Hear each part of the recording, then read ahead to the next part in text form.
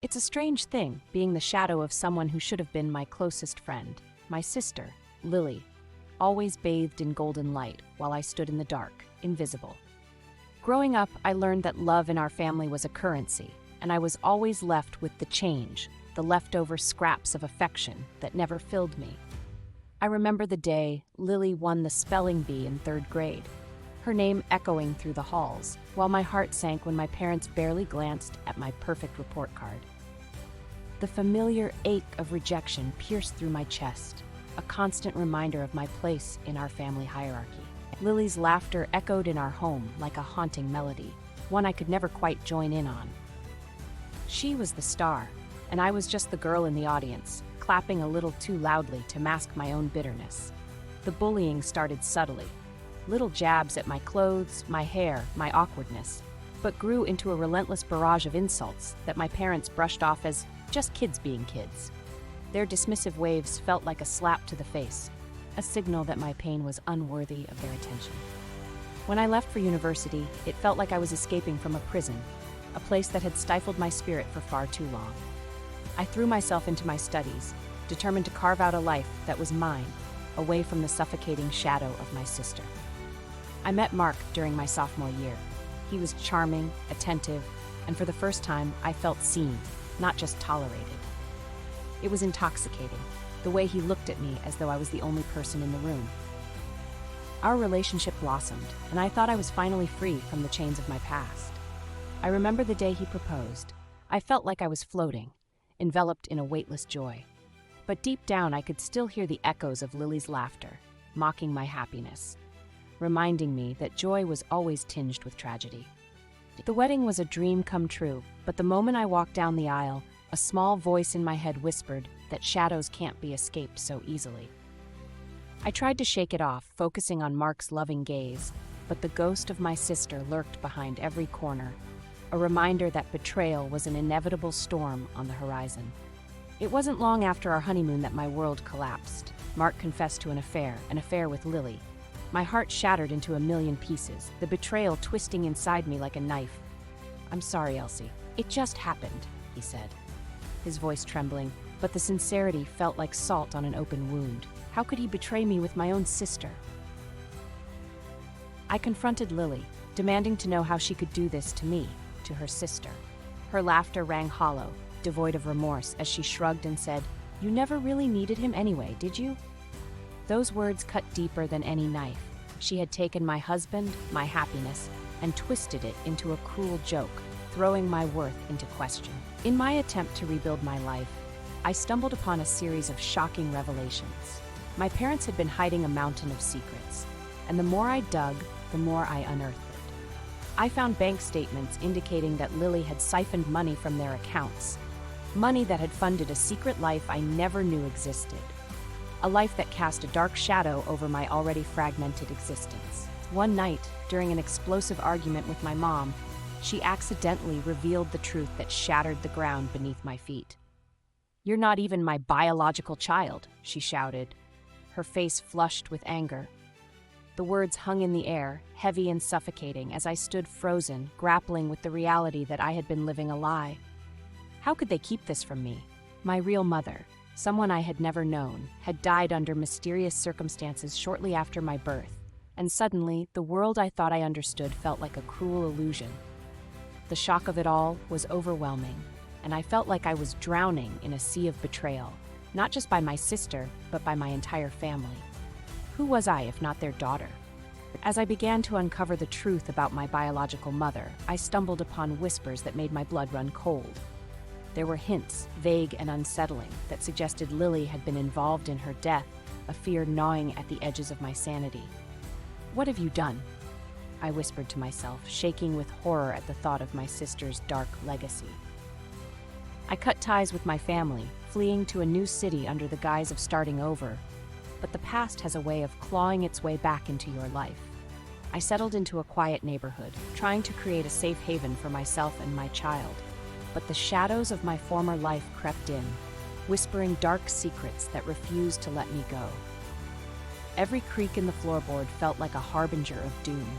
Just when I thought I could breathe again, I received a letter from a stranger. the second partner of Lily's secret life, warning me that she was coming for me.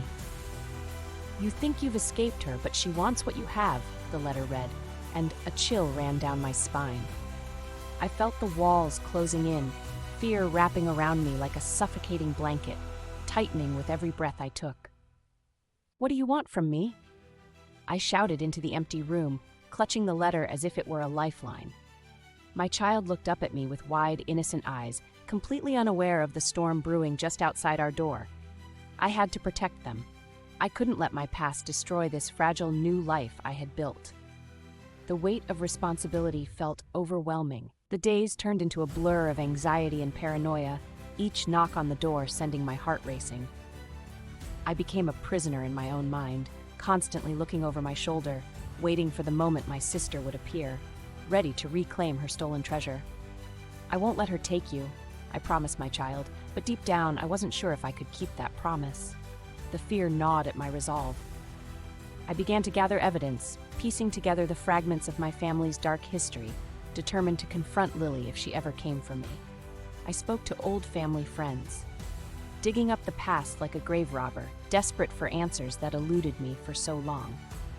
Each revelation felt like a double-edged sword, cutting deeper into the wounds of my heart and soul. One evening, as I sat in the dim light of my living room, I realized that I had become just as obsessed with the secrets as my sister had been. What if I'm no better than her? I thought bitterly, but the thought of her coming after me sent a fresh wave of terror crashing over me. I had to break the cycle. I had to be stronger than the darkness that threatened to consume me. I made a plan to confront my parents, to demand answers and accountability. But as I sat at the kitchen table, I felt the weight of betrayal pressing down on me like a lead blanket. "You never protected me," I shouted, tears streaming down my face. My mother's face crumpled, and for a brief moment I saw a flicker of regret. But it was quickly replaced by defensiveness, a familiar pattern. "You don't understand the pressure we were under," she said, her voice shaking. "Lily was the golden child, and you were different." Those words echoed in my mind, a reminder of the rift that had always existed between us. I wanted to scream, to demand love and understanding, but all I felt was the coldness of rejection, a chasm that seemed unbridgeable. As months passed, I learned to navigate life with this new reality, but the fear of confrontation still loomed large. I enrolled in therapy, seeking solace in the words of a stranger who understood the complexity of family dynamics. "You are not defined by their choices," she reminded me, and I clung to those words like a lifeline, a mantra against the tide of despair. But just when I thought I could finally breathe, the phone rang one cold afternoon, and my heart raced at the thought of it being her. "You're going to regret turning your back on your family," a voice hissed through the receiver, and I felt my blood run cold. I had to act quickly. I couldn't let fear dictate my life any longer. I was done being a victim. I decided to document everything, every threat, every memory, and every secret I had unearthed, a record that would protect me if the time came. I could feel the tension in the air. It was as if the world was holding its breath, waiting for the inevitable clash between my sister and me. "I will not be a victim anymore," I vowed aloud, the words echoing in the silence of my home, resonating with newfound determination. One night, as I tucked my child into bed, I felt an overwhelming wave of determination wash over me. I wanted to create a world free from fear, a sanctuary where love could flourish even amid the chaos. "You deserve to be happy, little one," I whispered, brushing my fingers through their hair, hoping to shield them from the darkness that surrounded us. I would fight for them. But then the unthinkable happened. I received a package at my doorstep, a small box wrapped in brown paper. My hands trembled as I opened it, revealing a pair of old photographs, pictures of my mother and Lily, laughing together, and another, more sinister one that hinted at a dark truth. "You're not safe," the note read, sending shivers down my spine. The shadows were closing in, and I felt the walls closing around me once more. In that moment, I realized that the battle wasn't just for my safety, but for my identity, my sense of self. I could either let fear control me or fight back, reclaiming the life that had been stolen from me. "No more running," I whispered, the fire of resolve igniting within me like a phoenix rising from the ashes. I reached out to the authorities, gathering evidence, and told my story to anyone who would listen, determined to shine a light on the darkness that had plagued my family for so long. The more I spoke, the more empowered I felt, as though I was shedding the skin of my past and stepping into a new version of myself, one no longer defined by my sister's shadow. But the fear still lingered, a ghost that haunted my every step. I could feel Lily's presence in every shadow, every whisper of the wind, and I knew that the confrontation was inevitable. "Bring it on," I muttered under my breath, the taste of defiance bitter yet exhilarating on my tongue. I was ready to face my demons. Then, one fateful night, as I sat alone in my living room, the doorbell rang, shattering the silence. My heart raced as I approached the door, every instinct screaming for me to turn back. But I opened it, and there stood Lily, her eyes cold and calculating, a smirk playing on her lips. "Did you think you could escape me?" she taunted. And in that moment, I felt the weight of the world crashing down around me, the culmination of years of pain and betrayal. "What do you want, Lily?" I demanded, my voice trembling with a mixture of fear and anger. "You took everything from me." Her laughter echoed in the darkness, and I knew that this was the moment of reckoning, the clash of our two worlds colliding. I braced myself for the storm, ready to fight for my life, my truth, and my child's safety with everything I had. Our confrontation spiraled into chaos, words flying like daggers as we hurled accusations back and forth, the air thick with tension. "You think you're better than me?" she spat, her eyes blazing with jealousy. "You'll never be free of me, Elsie." Those words struck me like a physical blow, igniting a fire within me I hadn't realized existed, a deep well of strength I could draw from. In that moment, I found my voice, the strength that had been buried under years of resentment and pain. "I am not your shadow anymore, Lily," I shouted, the words reverberating in the silence. "You can't control me or my life." I could see the flicker of doubt in her eyes, and for the first time, I felt a glimmer of power rise within me, breaking the chains of my past. But the battle was far from over. As I stared into my sister's eyes, I realized that the true fight was against the demons we both harbored. "We can't keep doing this," I said, my voice softer now, desperate for understanding, for a resolution that felt just out of reach. "We're tearing each other apart." Her expression shifted, confusion flickering across her face, and for a moment I thought I might reach her, touch the humanity buried beneath her bitterness. "You don't get to decide that," she retorted, her voice trembling with anger and fear. The tension hung between us like a live wire, and I knew that the path ahead would be fraught with challenges, but I refused to back down. "I will protect my child, and I will uncover the truth about our family, even if it means facing you," I declared, the conviction in my voice unwavering, a promise to myself and my child.